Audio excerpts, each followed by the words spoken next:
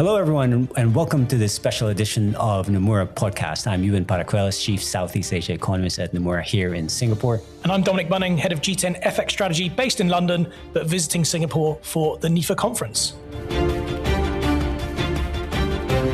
Yeah, Dom, we have a very exciting episode with some of our speakers at NIFA, and we'll be tackling the theme of geopolitics and security regionally and globally. Yeah, so I'll be speaking to Sir Richard Moore, former head of the British Intelligence Service, and pretty exciting for me as someone who grew up watching James Bond movies, so we'll get stuck into that pretty nicely in a few minutes. Yeah, sounds very interesting. And from my side, I'll be chatting with the former Defense Minister of Singapore, Dr. Ng Eng Hen. We're going to be talking about regional issues, but also on the overall economy. Yeah, I mean, I think the listeners have heard enough from us. The expert speakers are going to be much more interesting. So with no further ado, let's get stuck in.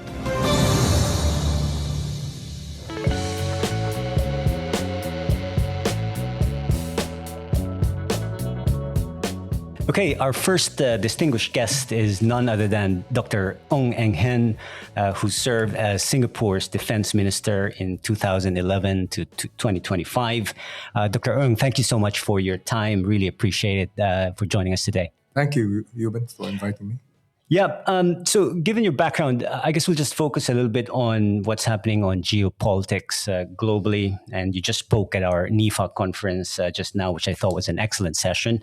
And one thing that stood out for me was your emphasis that there's a change in U.S. policies, particularly America First, and how that impacts the New World Order. So first of all, can you just explain on why you think these changes in the U.S. are very fundamental and hence permanent, could outlast the Trump administration, and that this is something that the rest of the world will have to accept? Oh, thank you. Great questions, Ewan. I mean, it surprises me, and I've talked to not only this crowd in Nomura and elsewhere, but that everything that I've put out, and I quote some aspects, I tell some anecdotes, but it's all in the open. Mm-hmm.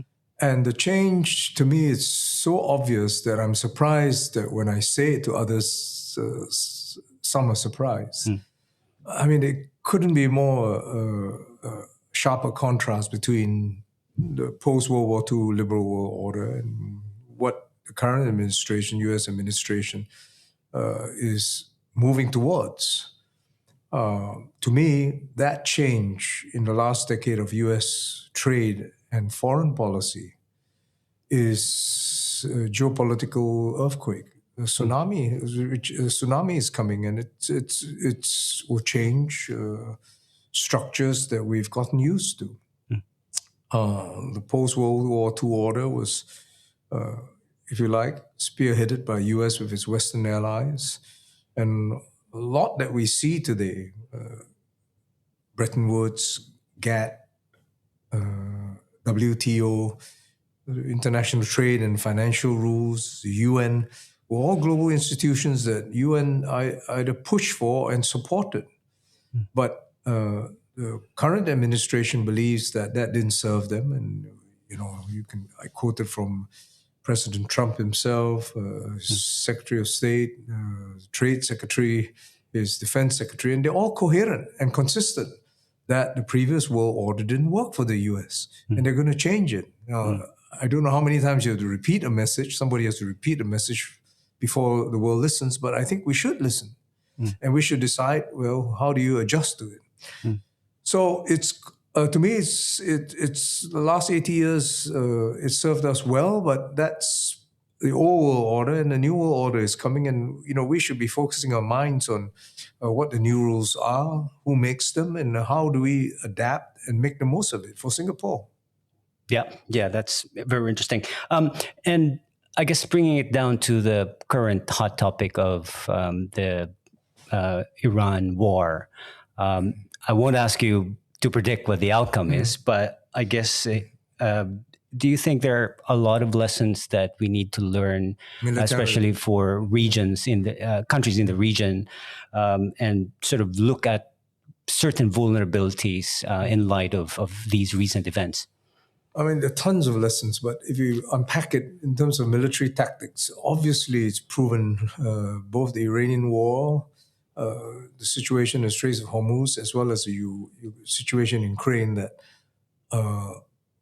in terms of drones, it's now a given. Only question is how many more you need, how do you defend against them, and how do you restructure your forces for it? Because you can have persistence with drones all the way back to the supply lines, which is what Ukraine is doing in its own country and its fight against Russia. For Iran, it shows you how a few missiles and drones can paralyze any international waterway. How do you counteract it? Obviously, there are technical and mechanical responses against drones, but they're costly, and you need time to develop these. It's the asymmetry of costs. If you fire a missile that's worth 5,000, and I fire a counter response that's worth 500,000, I become bankrupt. So I have to deal with that. And there are solutions in the market, but it will take time to come to the market and to be scaled up. So that's in terms of military tactics. In terms of politics, I think there are lessons and there are lessons. I mean, one lesson is that whether it was Russia into Ukraine or US trying to deal with the problem in Iran, is that not all situations work out as you envisage. It's called the fog of war. It's the uncertainty, and you have to deal with contingencies. So I think in a way it's good for all of us that you want to hesitate before you embark in any military action, because as we in defense used to say, it's not the military action. It's how do you come out of it, and what goals have you achieved. So there are lessons aplenty. Now we have to deal with the current problem, which is how do you release this choke point that's subsequent to this closure of the Straits of Hormuz. Yeah, great. And you spoke about, I think, and this is very interesting for markets, energy reserves, and you highlighted Singapore's refinery capacity and bunker fuels that we have. Is this something that every country should have too? I'm sure all countries want it, but there's a cost to it. And ours is historical. I mean, both geography and because it's related to our maritime trade, and we're in a natural position for it. So if you amortize the infrastructure costs over the last 50 years, it doesn't seem as much. But if somebody wants to do it, and I gave the example of Australia, for example, that imports 80% of its refined petroleum products, it may be prohibitive, as would it be in other countries who are far away. So, governments make rational choices. And if you want to be secure in what you call strategic assets, somebody has to pay the cost, which for governments, it means taxes. And anything can be a security asset. As I said, there's an article that says natural rubber is a security asset. I suppose light bulbs, I suppose just any motherboard or computers and so on and so forth. But I think for us, at least when it comes to lessons learned from the Straits of Hormuz, how actually strategic our refinery capacity and our oil and gas industries are in Singapore. Yeah, great. And maybe shifting gears a little bit to ASEAN region with respect to the US-China rivalry. Is there any aspect of that rivalry that you think is pulling these countries in different directions the most, whether it's supply chains or AI and technology, whether it's the South China Sea, or is it everything all at once? All the time. I mean, all the time. I mean, it's completely human and aligned with history when powers want to be number one. Right? I mean, that's the whole march and the whole, if you like, the litany of his antecedents in our history. You can't gainsay US saying, I want to maintain my dominance as number one power in the world for decades to come, as they said in their national security strategy. You can't gainsay President Xi's ambitions for China to want to be strong and to be dominant. The question is whether the rise of nations must always result in conflict. Can they coexist? And I suppose, Professor Graham Allison wrote an elegant book on Thucydides' trap, and where, it was where I think 3 out of 16 didn't go into conflict, which isn't a great track record. But if you look in our modern world, America coexisted with Europe, which is a great power. Europe is a great power, maybe not as big militarily as the US, but nonetheless a sizable military power. But that was coming out of World War II and the transatlantic relationship. Is there a way that you can accommodate US and China?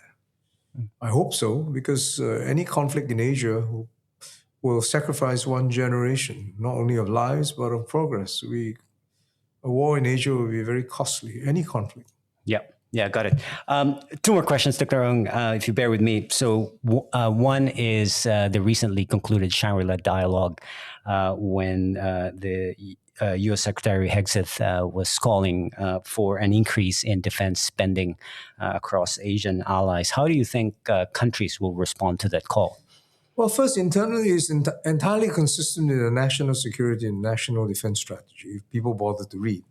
The U.S. has declared openly that not every conflict in the world will get their attention, let alone will not get their military help, let alone attention.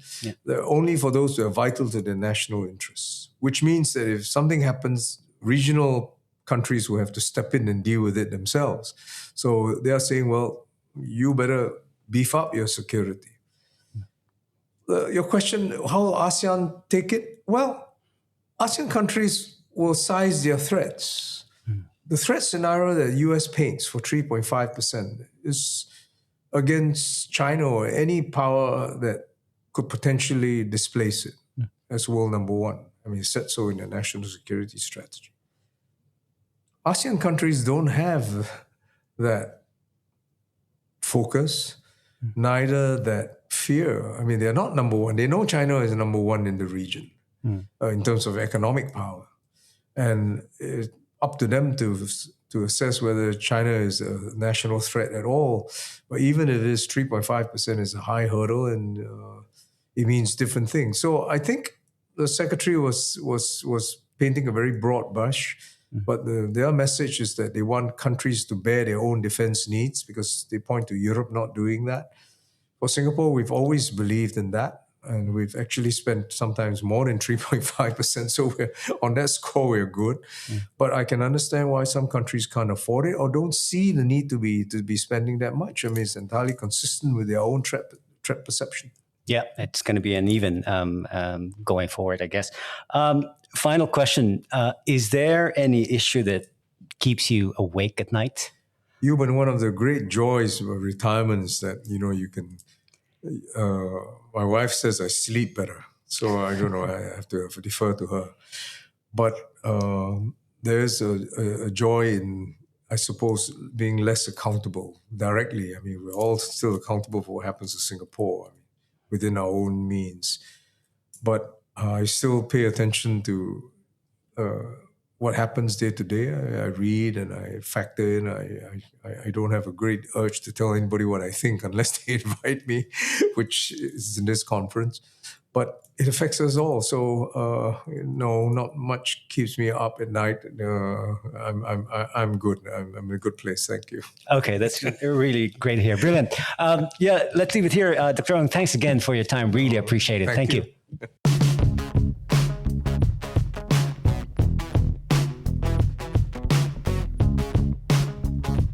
Hi everyone, it's Dominic Bunning here, head of G10FX strategy at Nomura, coming live from Singapore, where we are very, very lucky to be joined by Sir Richard Moore.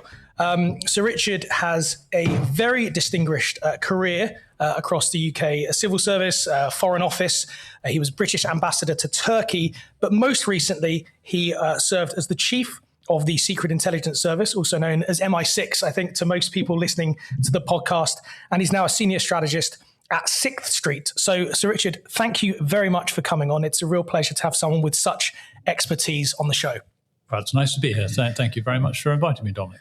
Well, I think I've given you a bit of a background for the listeners, but these days now you're sort of working in a slightly different world. Just want to talk us through what you're really up to these days. Who are you speaking to? What's your area of focus? Just to give the listeners a bit of background would be really helpful. Yeah, very happy to. Well, I finished at MI6 at the end of last September. So that was after 5 years in the top job and 38 years in total in diplomacy and intelligence.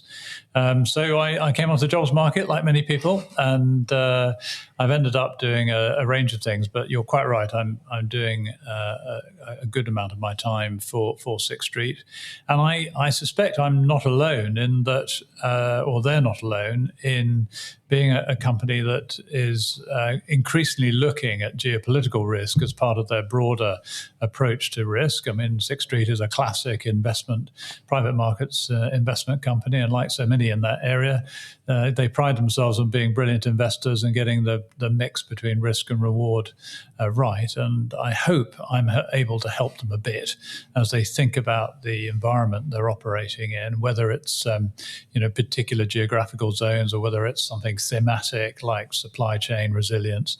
And so that's what I'm doing, is helping them to think through some of those issues along with a few other people that I'm working with. Fantastic. Well, I mean, on that point, I think a good place to start for us might be, where do you think investors that you speak to or people within the markets are basically underpricing risk? Where do you think, is there something on the radar which is just not really being focused on, or just not really being appropriately analysed by people within markets? What's the big risk out there that's kind of off the radar? I think people are pretty aware of the sets of risks. I'm not sure I can sort of magic you up a distinctively new one, Dominic. But I think the thing that's new, and I think the thing that people are struggling with, is the pace at which these risks keep on materializing, and the kind of unexpectedness of them. I mean, this is the problem. They don't lend themselves to easy prediction.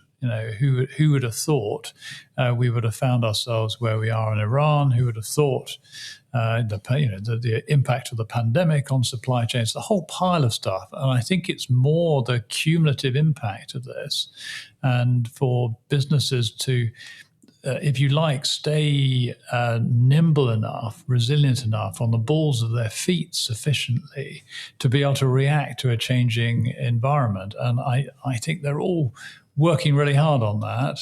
But I would have thought the one thing I would note is I still think a number of businesses haven't drilled down far enough in terms of the dependencies that they have around supply chains or other types of things. Do they really understand it right down through the stack of their business, where they're vulnerable? And some do that better than others. Okay, I mean, I think that's actually an interesting question we were looking at before, which is kind of, how do countries, companies build sort of resilience, I guess, in this world that we seem to be moving to, where, like you say, there seem to be more supply shocks, maybe bigger supply shocks happening more often, greater polarization, maybe more need for self-dependency. How do you go about building that out after, I guess, such a long time where, if anything, the world's been getting closer together, we've been becoming more integrated? If things are getting a little bit more fractured, how do companies deal with that? They do, and it's really hard, is the answer, because some of the certainties that were there in the international system, some of the kind of rules of the game that were arguably there for much of the past 80 years since the Second World War, are not there so much anymore, and companies are having to try and navigate through that. So in terms of achieving resilience, I mean, humility suggests that I shouldn't try and tell CEOs what to do, but in this sort of space, it is as much how you build the culture of your organization. Is it one that bounces back? Is it one where you have the sort of environment that if people make misjudgments because of this very complex, ever-changing environment, they don't get sort of taken out and shot for it, that they are allowed to recover from that. So there's something about building the culture of resilience within your organization. And then there is this, you have to hedge, and you have to hedge more than you used to do. And countries are hedging. I mean, I'm struck that individual countries, even those that are still part of an international, maybe a military alliance like NATO, the EU, ASEAN, any of these groupings, each individual country, that's not enough. You still got to work out where you are in relation to Beijing and Washington, where you are in terms of your vulnerability to tariffs or not, where you are in supply chain, how much sovereignty do you need over some of this stuff, how much can you be more relaxed about. So I'm afraid it is more that people are just going to have to invest a bit more in understanding the environment in this dimension of geopolitics than they have done hitherto. And I see them trying to do that. I guess I wouldn't have a job if Sixth Street hadn't seen the need for some help in that area.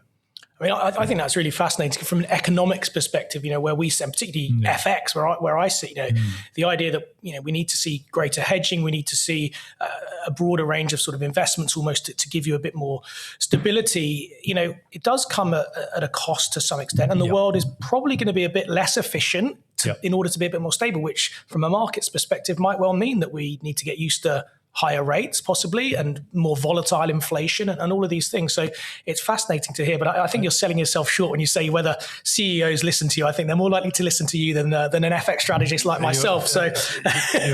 You're very kind, but you're making a really valid point there, aren't you? That it seems so recently. I mean, it's pre-pandemic. We were utterly in just-in-time mentality, and now we're in just-in-case. And we're having to think through a lot of this stuff. And it is expensive, and you do have to spread your bets. But, people in the financial sector know all about FX, above all, know all about hedging. And if you didn't have to do it, you wouldn't do it. You'd place all your bets. But, you can't put them all on black and spin the roulette wheel of geopolitics. You've got to be a bit more balanced. Perfect. Well, I think we'd be remiss not to mention what's going on in the Middle East. Clearly you spent a lot of time in your career focused on that region. It's obviously front of mind for everyone, not just investors, but more broadly. I know this might be, putting everything on black by asking you what's going to happen next. Where do you see things going maybe in both the short term, but also sort of maybe more strategically? What's the ultimate end game for all of this? Does it just mean the region is more unstable? Can we find a durable solution? I'd be fascinated to know how you're thinking about that. When whenever I was asked those sort of very open questions by British ministers when I was in the job, Dominic, I used to reply, look, my job is to steal secrets. It's not to solve mysteries.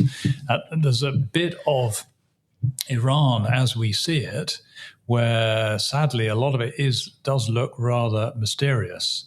I don't know, to be honest, how this is going to play out. I'm just pretty confident that it's going to take a while and that we are not going to get some sort of equivalent of a ribbon-cutting ceremony across the Straits of Hormuz anytime soon, where it's going to be reverting to the situation that it was in before. I don't think it's at one level ever going to. Even if the Straits open, Iran is never going to stop reminding us from time to time of the potential leverage it has to close them once again, because the taboo has been broken, if you like.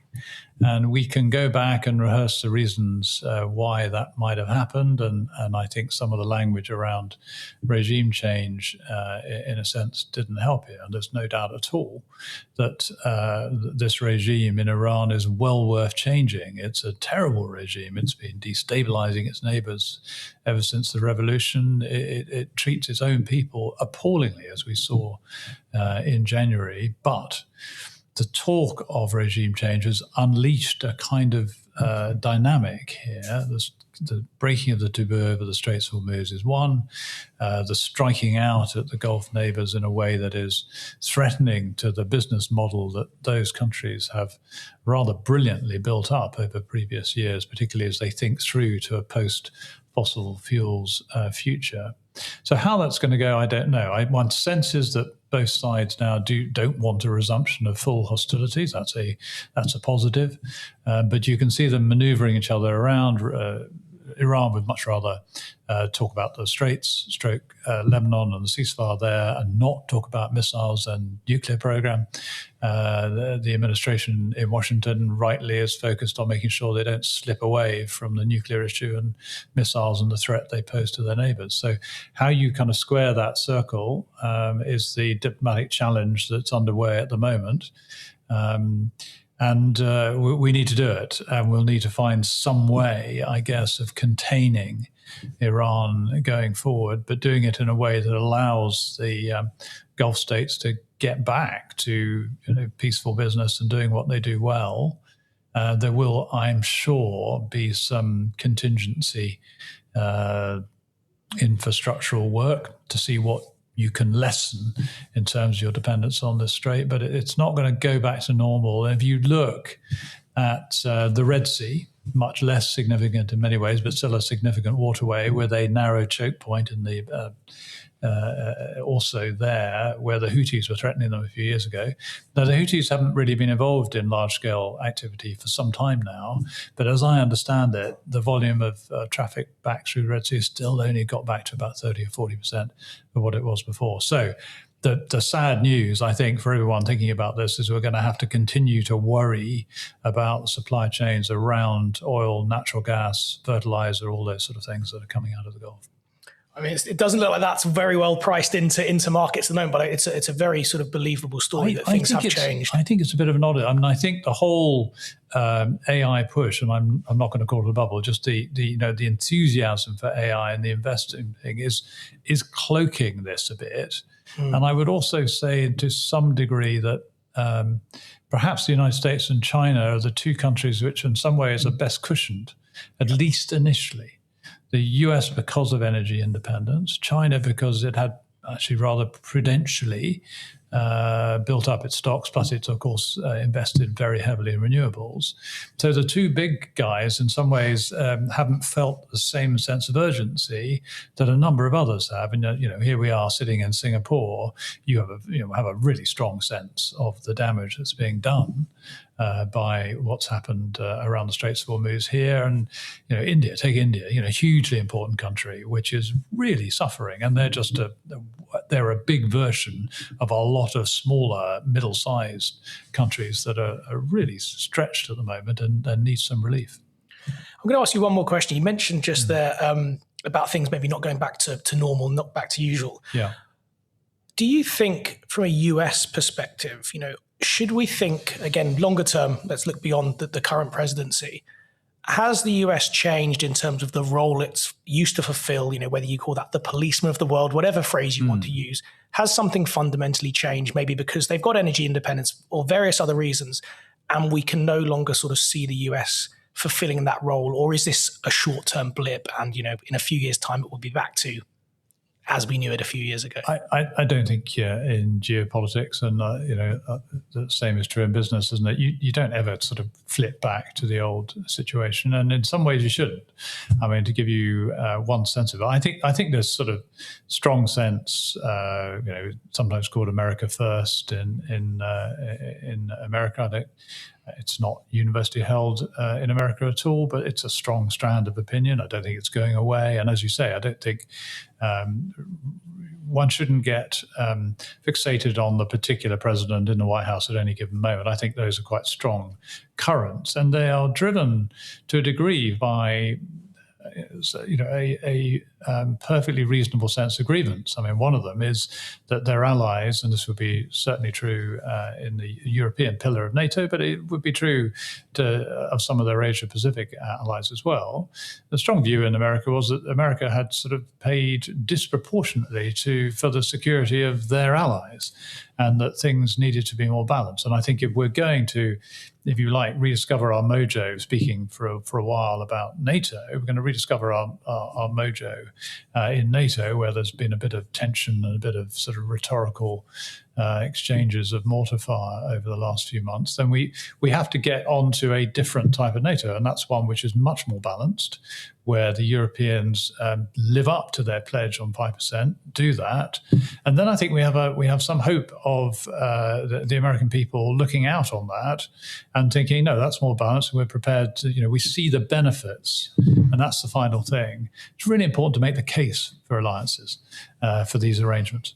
You can't just assume that the next generation will understand why we're doing it, who were not there at the beginning of these institutions, who were not of the post-war generation. The case needs to be made anew. If it's done, then I think we have a chance of moving back into a more balanced and positive relationship, but it's never quite goes back, and arguably nor should it. Well, I could genuinely sit here for hours and ask you questions. I'm sure you wouldn't want to do that. And Ewan, my fellow podcast host, is giving me the eyes to wrap up. So we're going to call it quits there. But thank you so much for your time, Sir Richard. That was genuinely fascinating. I'm sure all of our listeners will appreciate your views and your insights. And we hope you enjoy the rest of your time here at NIFA. Thank you very much.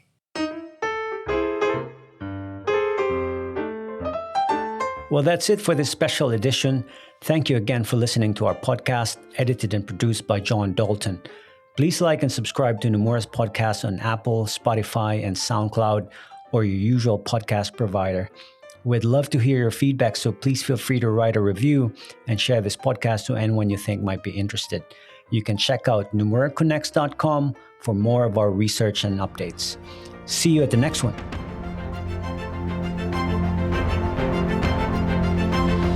In a complex and unpredictable world, where a sunset in one market means a sunrise in another, one investment bank always looks beyond the horizon to help our clients release the potential of tomorrow, today. Nomura, connecting markets, east and west. Disclaimer. This content has been prepared by Nomura solely for information purposes. It is not intended to form the basis of any investment decision and is not an offer or solicitation of an offer to buy or sell or enter into any agreement with respect to any security, product, service, including but not limited to investment advisory services or investments. The opinions expressed in the content do not constitute investment advice nor is legal, regulatory, accounting or tax advice and may change at any time without notice. You should seek independent advice as appropriate for individual circumstances. For further information, disclaimers and disclosures, please visit Nomura Connects at www.nomuraconnects.com.